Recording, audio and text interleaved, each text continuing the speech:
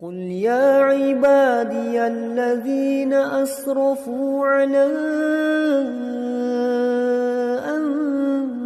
أنفسهم لا تقنطوا من رحمة الله. Assalamualaikum warahmatullahi wabarakatuh. Waalaikumsalam warahmatullahi wabarakatuh. Ustadz, bagaimana cara menyampaikan kepada keluarga kita untuk tidak mengadakan yasinan, membaca selawat dan ada kegiatan memperbaiki kuburan pada hari kesekian serta makan-makan? Mohon penjelasannya Ustaz. Assalamualaikum warahmatullahi wabarakatuh. Waalaikumsalam warahmatullahi wabarakatuh. Taib. Menyampaikan hal ini yang itu terkadang merupakan tradisi oleh sebagian daerah. Maka kita mulai memang dengan memberikan akidah. Ini adalah bagian dari bentuk penyimpangan-penyimpangan yang terjadi. Tapi hendaklah kita luruskan akidahnya. Ketundukannya kepada Allah dan Rasulnya bagaimana bisa kita tanamkan pada jiwanya. Ya. Tanpa itu tidak akan bisa kita menasihati mereka. Bagaimana dia akan mengikuti perintah Rasulullah sementara dia belum mengagungi Rasulullah. Belum tunduk dan takluk kepada Rasulullah. Maka saya sering mengatakan begini, wallahu a'lam. Penyakit yang ada di masyarakat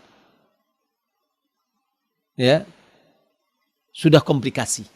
Maksudnya penyakit akidahnya, syariahnya sudah komplikasi. Sebagaimana seorang dokter melihat pasiennya yang punya penyakit fisik komplikasi. Jantungnya sakit, paru-parunya sakit, yang lain sakit, dan dia punya kudisan. Kudis penyakit juga. Ada borok. Ya. Mana yang harus kita dahulukan? Udah kasih salap obat ini kudisnya.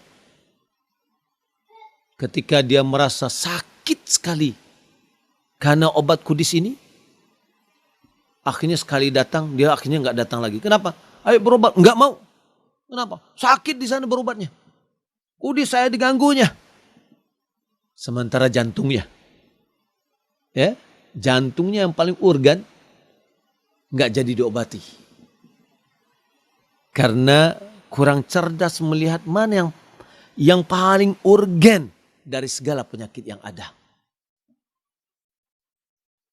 Maka menurut saya wallahu alam dalam penyakit fisik yang seperti ini dia obati dulu jantungnya karena ini adalah organ, ini adalah apa namanya pokok. Maka kalau kita bawa kepada akidah, ini adalah akidah nih, tauhidnya harus tanamkan.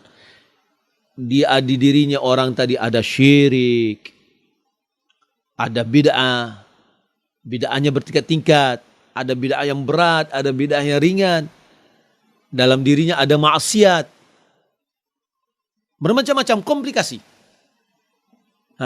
Apakah kita akan mengobati bid'ah tapi dia ringan, kita tinggalkan bid'ah yang berat, meminta-minta ke kuburan, ya itu adalah syirik, dan kenyataan juga itu adalah kalau dilihat kepada syariat adalah bid'ah,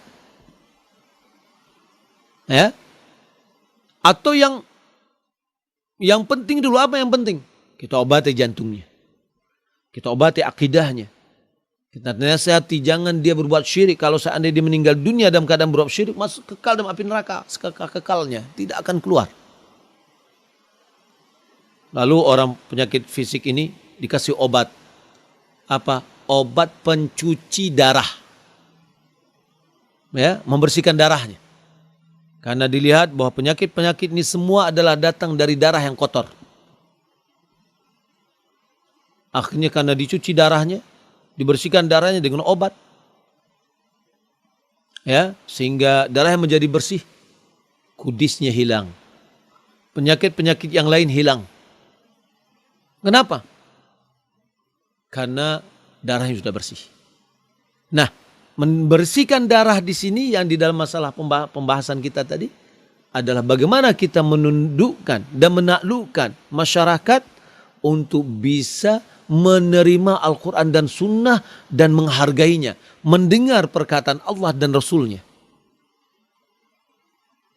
Kalau seandainya Allah dan Rasulnya sudah diagungkan pada dirinya, Al-Quran dan Sunnah telah diagungkan, dan dia mengatakan sami'na wa ata'na, semua yang lain akan tinggal.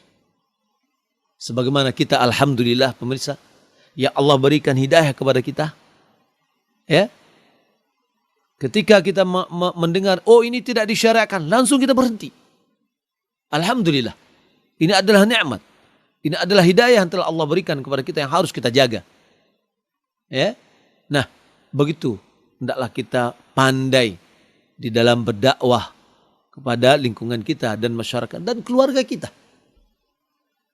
Ya, kita lihat mana yang terpenting dulu. Jangan gara-gara misalkan yang tadi saya sebutkan, ya, dalam hal-hal yang itu adalah fenomena, lalu kita ingin hilangkan, taunya orang nggak mau dengar kajian kita lagi, ya, karena dia merasa bahwasanya ini adalah tradisi yang mereka anggap adalah bagian dari agama. Kalau dilihat dari beberapa sisi, dia kadarnya jauh lebih ringan daripada yang lain. Gitu. Karena memang tingkat bid'ah itu bertingkat-tingkat. Tidak sama rata semuanya.